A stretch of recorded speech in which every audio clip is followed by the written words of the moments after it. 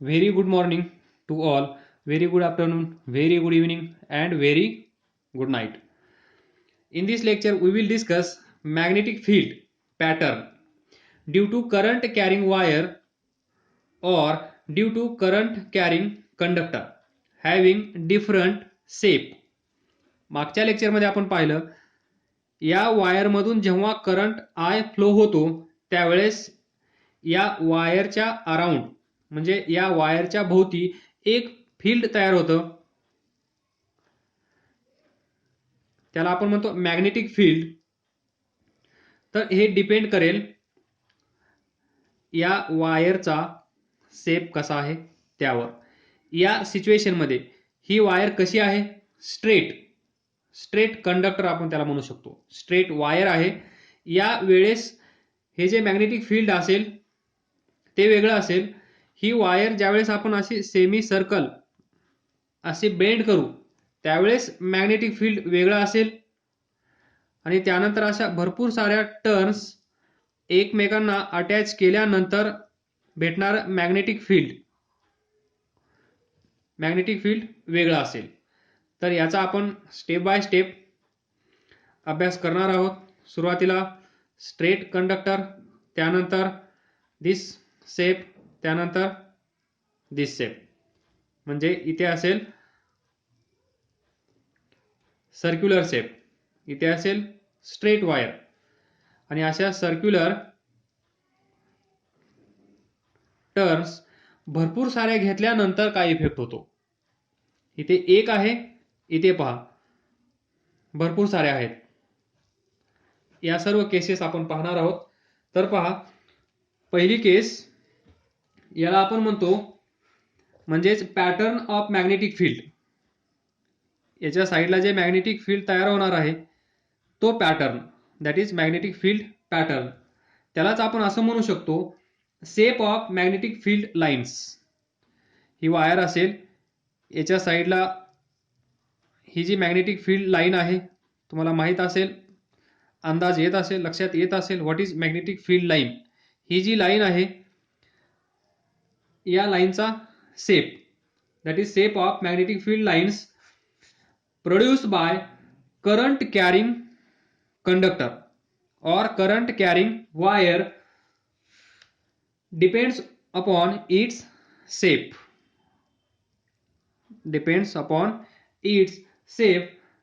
Number 1 असेल straight conductor like this or straight wire carrying current. Second असेल circular loop, this circular loop, यालाच आपण म्हणू शकतो circular wire carrying current in this wire. Number 3 solenoid, याचं नाव आहे solenoid. याचा अर्थ असतो long coil having large number of turns. अशा टर्न्स एकावर एक एकावर एक एकावर एक एकावर एक ठेवल्या तर पहा हे स्ट्रक्चर म्हणजे असं असेल. बँगल्स घ्या, इथे ठेवा, दुसरी त्याच्यावर ठेवा, तिसरी त्याच्यावर ठेवा, चौथी त्याच्यावर ठेवा, पाचवी त्याच्यावर ठेवा, असे सिलेंड्रिकल शेप तयार होईल एकावर एक ठेवल्यानंतर.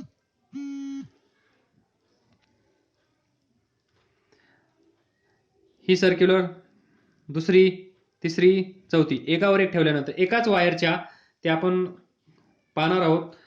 हे अशा सर्क्युलर नसतील, त्या सर्क्युलर असतील पण त्या एकमेकांना, इथे जे मी सांगत आहे ते एकावर एक तसं नसेल, ते ऍक्च्युली असं असं असं असं असं असं असेल. तुम्हाला इमेजिन करण्यासाठी बँगल्सचं एक्झाम्पल घेतलं, एकावर एक ठेवा, त्याप्रमाणे एक शेप तयार होईल, त्याला आपण म्हणतो सोलेनॉइड. त्यालाच आपण म्हणू शकतो long coil carrying current I through this.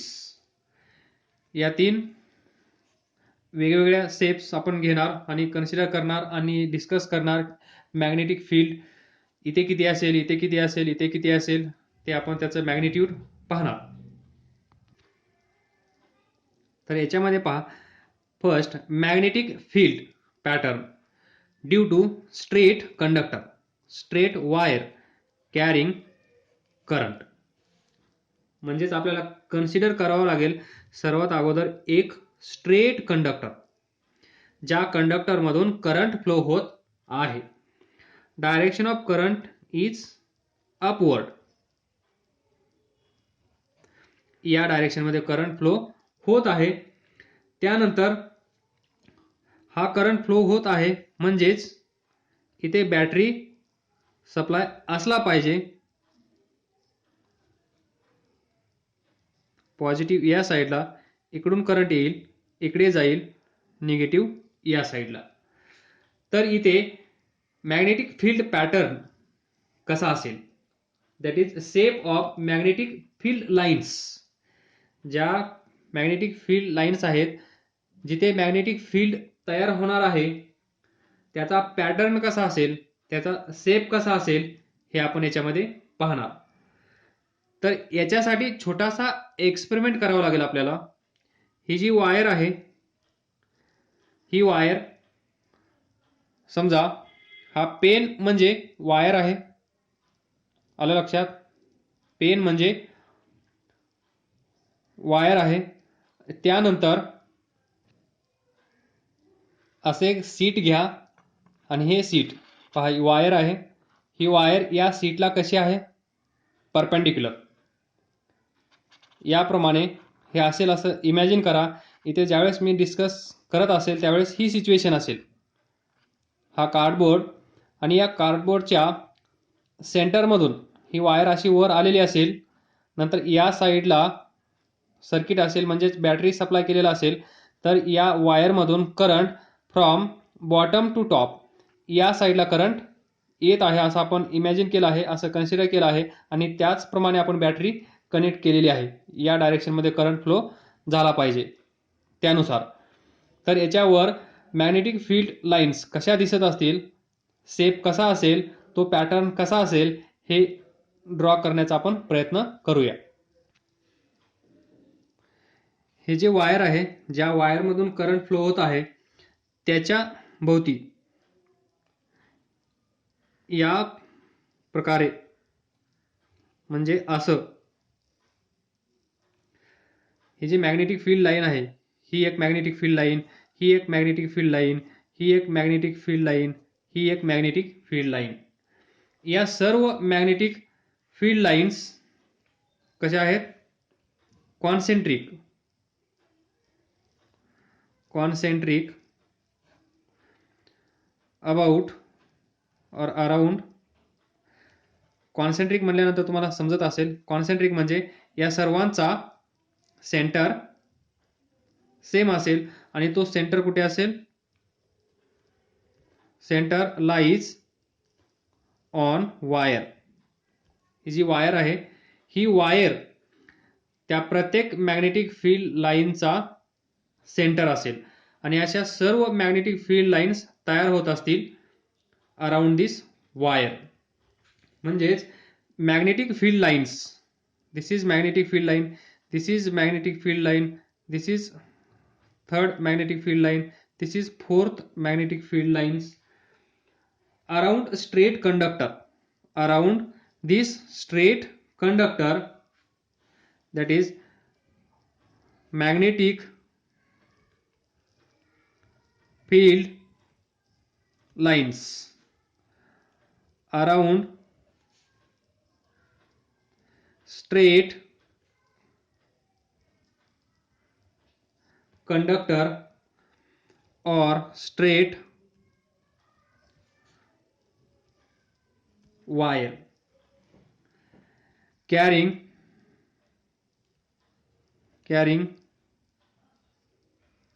current I. याच्यातून करंट किती जात आहे, I. are concentric, whose center lies on wire. म्हणजे हा छोटासा एक्सपेरिमेंट केल्यानंतर असं दिसून येईल तुम्हाला. इथे पहा, याच्यामध्ये अशा असतील मॅग्नेटिक फील्ड लाईन्स. तर काय करायचं आपल्याला, इथे छोटे छोटे आयर्न पार्टिकल्स या कार्ड शीटवर किंवा या पेजवर स्प्रेड करायचे आहेत. ज्यावेळेस याच्यातून करंट फ्लो होईल, त्यावेळेस याला हलकंसं आपण याला हे केल्यानंतर थोडासा फोर्स याच्यावर अप्लाय करायचा आहे. थोडासा फोर्स म्हणजेच याला असं टॅप करायचं या प्रकारे. त्यानंतर काय होईल, ज्यावेळेस याच्यातून करंट फ्लो होईल त्यावेळेस हे जे आयर्न पार्टिकल्स असतील ते मॅग्नेटाइज होतील, म्हणजेच ते मॅग्नेटसारखं बिहेव करायला लागतील आणि ते ह्या लाईनमध्ये असे रिअरेंज होतील. प्रत्येकजण आपापली एक लाईन तयार करून उभा राहील. जसं आपण लाईनमध्ये उभा राहतो तिकीट काउंटरला, त्याप्रमाणे हे सर्व आयर्न पार्टिकल्स असे सर्क्युलर शेपमध्ये, इथे जसा शेप दाखवला आहे त्या शेप प्रमाणे ते या कंडक्टरच्या अराउंड ते उभे राहतील, म्हणजेच असं सर्कल तयार करतील. पहिलं सर्कल म्हणजे पहिली मॅग्नेटिक फील्ड लाईन, दुसरं म्हणजे दुसरी मॅग्नेटिक फील्ड लाईन, तिसरी मॅग्नेटिक फील्ड लाईन आणि ही चौथी मॅग्नेटिक फील्ड लाईन. या प्रकारे आपल्याला ते मॅग्नेटिक फील्ड लाईन्स दिसतील. यालाच आपण म्हणतो मॅग्नेटिक फील्ड पॅटर्न किंवा shape of magnetic field lines. Next point, these magnetic field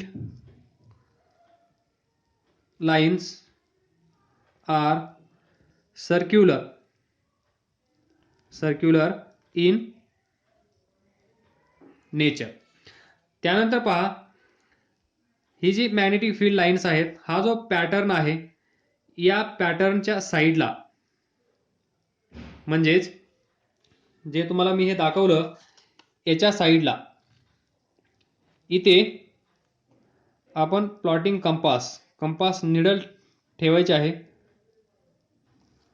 north south. ही दाखवेल आपल्याला याची डायरेक्शन्स ह्या कशा असतील. म्हणजेच थोडक्यात पहा, यांची डायरेक्शन अशी आहे की अशी आहे, अशी आहे की अशी आहे. हे फाइंड करण्यासाठी आपल्याला एक लॉ शिकावा लागेल आणि त्या लॉचं नाव आहे right hand thumb rule. Direction of this magnetic field line is given by right hand thumb rule. हे आपण पाहूया नंतर. त्या अगोदर पहा, strength of this magnetic field depends upon or magnitude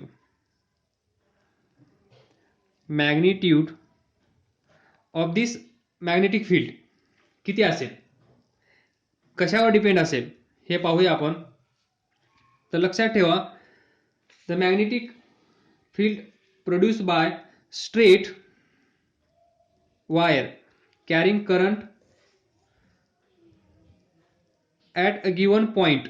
कुठल्याही पॉइंटला, समजा आपण हा पॉइंट कन्सिडर करूया, या पॉइंटला मॅग्नेटिक फील्ड किती आहे किंवा या पॉइंटला मॅग्नेटिक फील्ड किती आहे किंवा या पॉइंटला मॅग्नेटिक फील्ड किती आहे किंवा या पॉइंटला मॅग्नेटिक फील्ड किती आहे, दॅट इज मॅग्निट्यूड. त्यालाच आपण असं म्हणू शकतो स्ट्रेंथ ऑफ मॅग्नेटिक फील्ड. कुठे जास्त असेल, कुठे कमी असेल आणि कशानुसार ती व्हॅरी होत असेल, कोणता पॅरामीटर चेंज केल्यानंतर किंवा कोणता पॅरामीटर इन्क्रीज केल्यानंतर याच्यावर मॅग्नेटिक फील्डवर काय इफेक्ट होतो हे आपण पाहूया. तर पहिला पॉइंट असेल या वायरमधून जाणारा करंट. दुसरा पॉइंट असेल हे जे पॉइंट मी कन्सिडर केले आहेत त्या पॉइंटचं या वायर पासूनचं डिस्टन्स. याचं डिस्टन्स कमी आहे, या पॉइंटचं डिस्टन्स त्याच्यापेक्षा जास्त आहे, या पॉईंटचं डिस्टन्स या दोघांपेक्षा जास्त आहे, या पॉईंटचं डिस्टन्स या तिघापेक्षा जास्त आहे. That is distance from wire. या दोघांचं आपण डिस्कशन करूया. पहिला कोणता होता? करंट थ्रू कंडक्टर और वायर. ही असेल वायर. या वायरमधून करंट अपवर्ड डायरेक्शनमध्ये जात आहे, अपवर्ड. त्यावेळेस याच्या भोवती मॅग्नेटिक फील्ड लाईन्स अशा तयार झाल्या आहेत, आपण पाहिल्या. या प्रकारे मॅग्नेटिक फील्ड लाईन्स तयार झाल्या आहेत. हे दिसणार नाहीये, हे एक्सपेरिमेंट केल्यानंतरच कळेल. त्याच्यासाठी आपल्याला कार्डबोर्ड घ्यावा लागेल. त्या कार्डबोर्डमधून सेंटरला तो कंडक्टर दाखवावा लागेल, मी जसं दाखवलं तसं. त्याच्यानंतर त्या कार्ड शीटवर आयर्नचे छोटे छोटे पार्टिकल्स स्प्रेड करावे लागतील. त्यानंतर स्विच ऑन करणार, त्या वायरमधून करंट फ्लो होणार. वायरमधून करंट फ्लो झाल्यानंतर ते जे आयर्न पार्टिकल्स आहेत ते मॅग्नेटाइज होतील. त्यानंतर ते रिअरेंज होतील आणि ते रिअरेंज झाल्यानंतर आपल्याला असे सर्कल्स दिसायला लागतील. याचाच अर्थ असा असतो की हे जे मॅग्नेटिक फील्ड लाईन्स आहे, या ज्या मॅग्नेटिक फील्ड लाईन्स आहेत या कशा आहेत? Circular in nature. आणि त्या सर्क्युलर इन नेचर आहेतच, त्याचप्रमाणे त्या कॉन्सेंट्रिक पण आहेत. सर्वांचं सेंटर एकच आहे आणि ते सेंटर म्हणजे हे वायर. तर magnitude of this magnetic field, magnitude of this magnetic field is directly proportional to current. लक्षात ठेवा. म्हणजे जर या वायरमधून जाणारा करंट आपण वाढवला तर मॅग्नेटिक फील्ड पण इन्क्रीज होतं. That is magnitude of magnetic field produced by straight current carrying wire at a given point is directly proportional to the current passing in the wire. या वायरमधून जेवढा करंट फ्लो होत आहे तो current जर increase केला तर magnitude म्हणजेच magnetic field पण इन्क्रीज होतं. आलं लक्षात? That is directly proportional to magnetic field. समजा बी असेल, करंट आय असेल, तर दोघांमधलं नातं काय? This is the relation between magnetic field and current passing through this wire. जर हा डबल केला तर हा डबल होईल, हा हाफ केला तर हा हाफ होईल. यालाच म्हणतो आपण directly proportional. Then next, distance of point from this wire. This is the wire carrying current I and these are magnetic field lines, concentric magnetic field lines. यांचं nature circular. Magnetic field lines कशा असतील? Circular, concentric आणि centre म्हणजे यांचा कोण असेल? Lies on wire.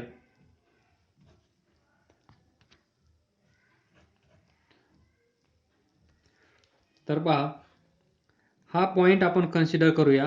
This distance किती असेल? आर. या ठिकाणी मॅग्नेटिक फील्ड बी किती असेल.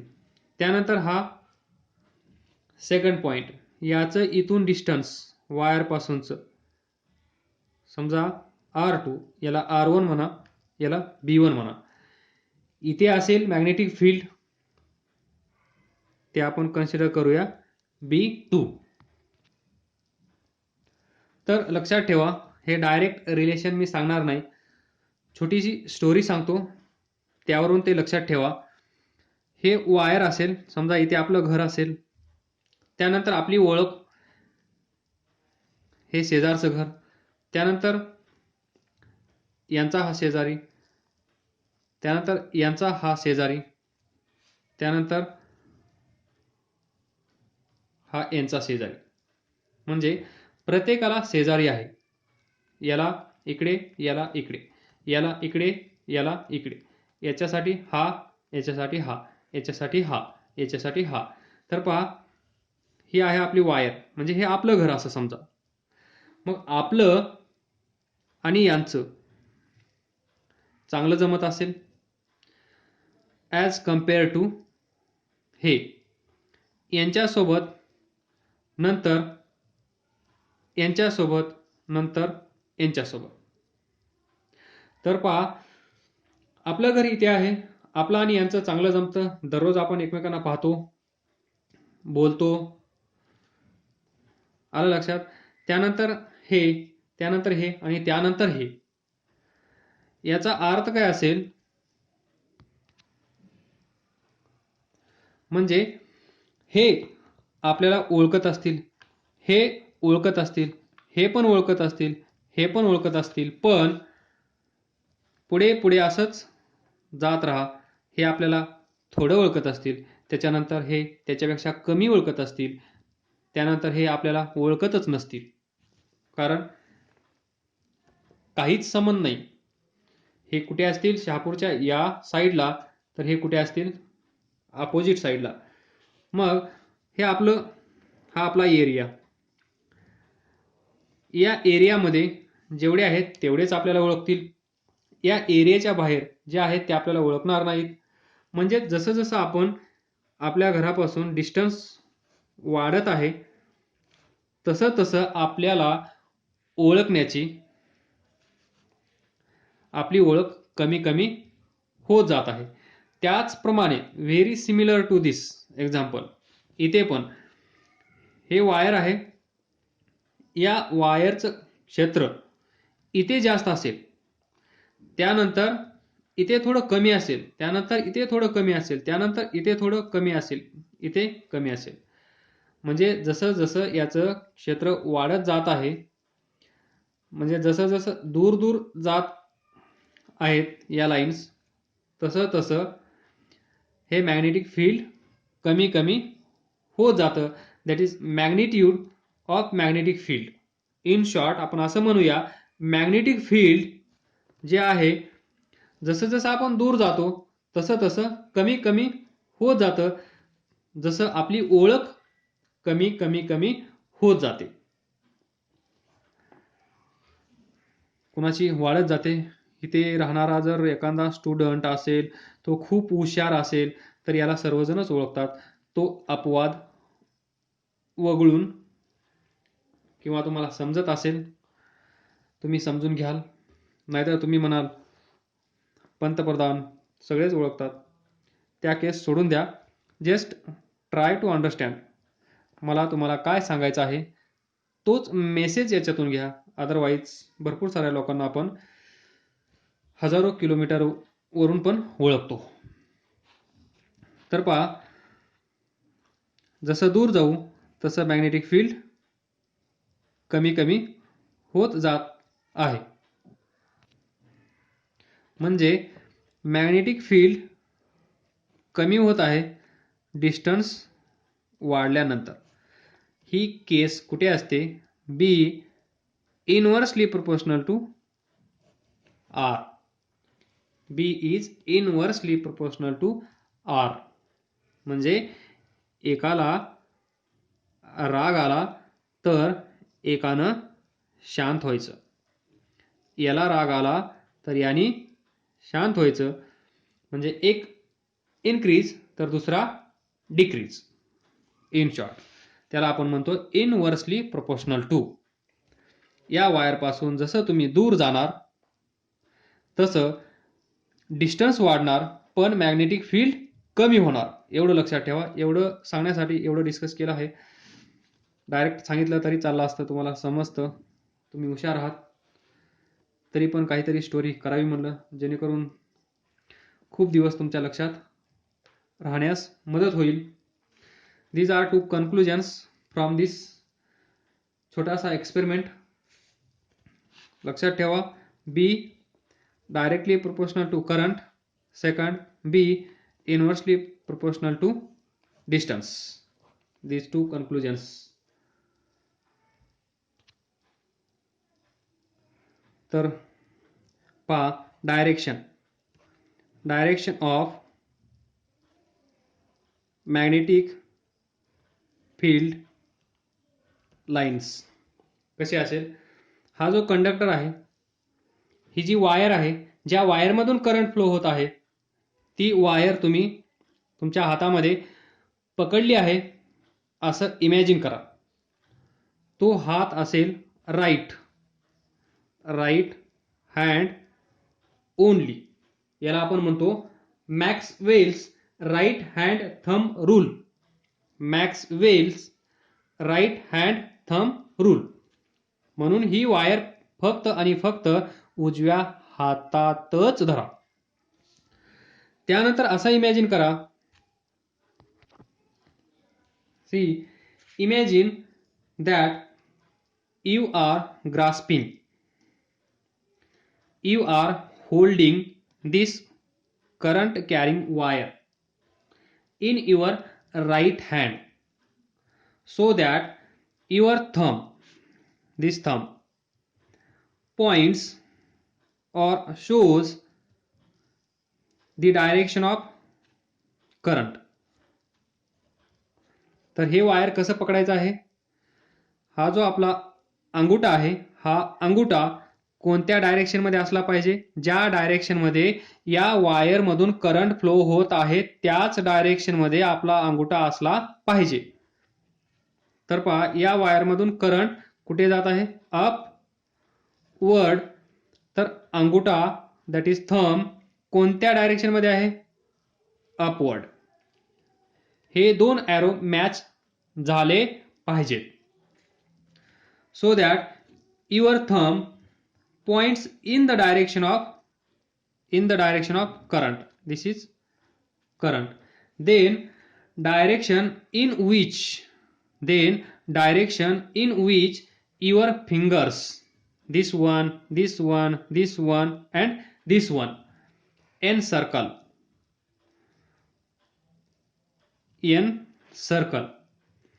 the wire will give the direction of magnetic field lines around the wire. अलग लक्षात.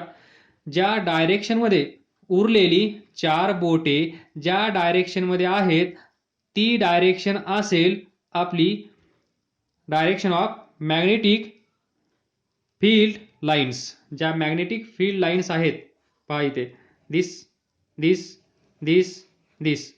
these are 4 magnetic lines we considered.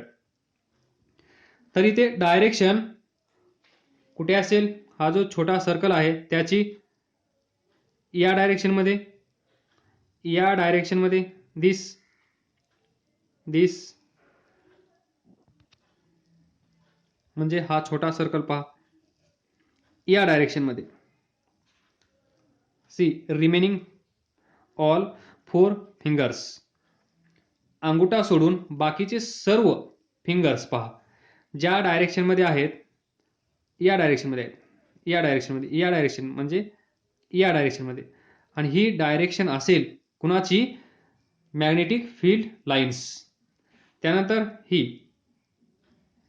हिची डायरेक्शन अशी, त्यानंतर हिची डायरेक्शन अशी, त्यानंतर हिची डायरेक्शन अशी. तर या साईडला असं असेल, या साईडला ही डायरेक्शन. म्हणजेच पहा दिस डायरेक्शन. आलं लक्षात. ही वायर ही डायरेक्शन त्या मॅग्नेटिक फील्ड लाईनची. आणि हे कुठून आपल्याला समजेल? फ्रॉम दिस छोटासा rule, that is Maxwell's right hand thumb rule will help us to find the direction of these magnetic field lines. या मॅग्नेटिक फील्ड लाईन्सची डायरेक्शन कोणती आहे हे सांगण्याचं काम कोण करत असेल? Maxwell's right hand thumb rule. लक्षात ठेवा, राईट, पुढे या टॉपिकमध्ये लेफ्ट हँड रूल पण येणार आहे, त्यामुळे लक्षात ठेवा राईट हँड थंब रूल. कुणाचा? Maxwell's right hand thumb rule. सोपा आहे. ही वायर आपल्या हातामध्ये अशी पकडायची की direction of current and direction of this thumb match झाली पाहिजे. थंब वर, करंट वर, थंब खाली, करंट खाली. आणि उरलेली बोटे ज्या डायरेक्शनमध्ये असतील ती डायरेक्शन असेल मॅग्नेटिक फील्ड लाईन्सची. लक्षात ठेवा. इन दिस, अलग लक्षात, दिस thumb will indicate or points or will show the direction of current. इथे आपण अपवर्ड डायरेक्शन मध्ये करंट कन्सिडर केला आहे, तर हा थंब कुठल्या डायरेक्शन मध्ये आहे? अपवर्ड. सी. देन सी, आता मी अंगठा थोडा दूर घेऊन जातो, तर पहा उरलेली बोटे टॉप व्ह्यू मध्ये पहा, जसं तुम्हाला दिसत आहे आता मोबाईलमध्ये, त्याचप्रमाणे पहा या बोटाची डायरेक्शन कशी आहे? Anti clockwise direction. कशी आहे? Anti clockwise direction. क्लॉकवाईज आहे का? नाही, anti clockwise direction. All 4 fingers, anti clockwise direction. तर इथे लिहू शकता तुम्ही अँटी क्लॉकवाईज डायरेक्शन. जर करंट वर जात असेल तर, जर करंट डाऊनवर्ड डायरेक्शन मध्ये असेल तर काय असेल मग? Clock wise direction of magnetic field lines. लक्षात ठेवा.